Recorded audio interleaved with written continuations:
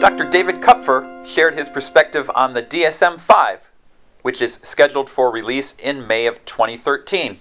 What has it been like for you to shepherd this historic update to the DSM? Well, it has been one of the most exciting trips that I have taken.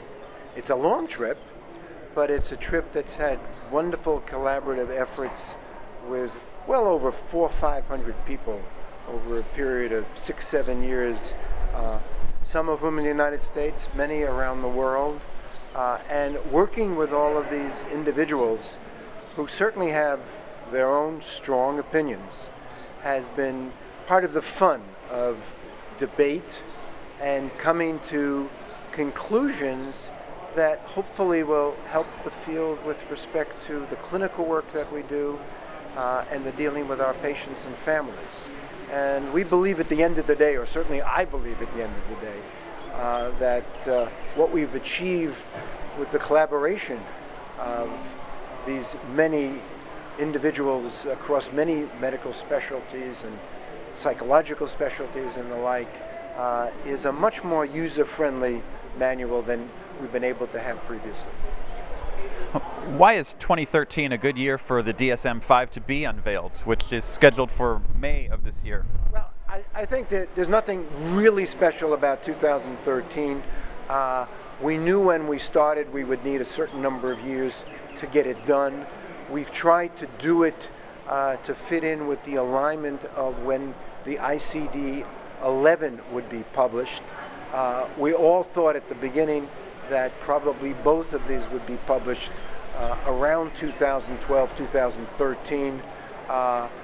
We've clearly over the last 4 years known that we would make it in the middle of 2013.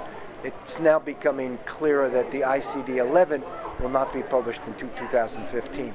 I think what also is important is that it's been a long time since the DSM-4, and we're almost at 20 years. And so I think it is timely to see the next iteration of the DSM.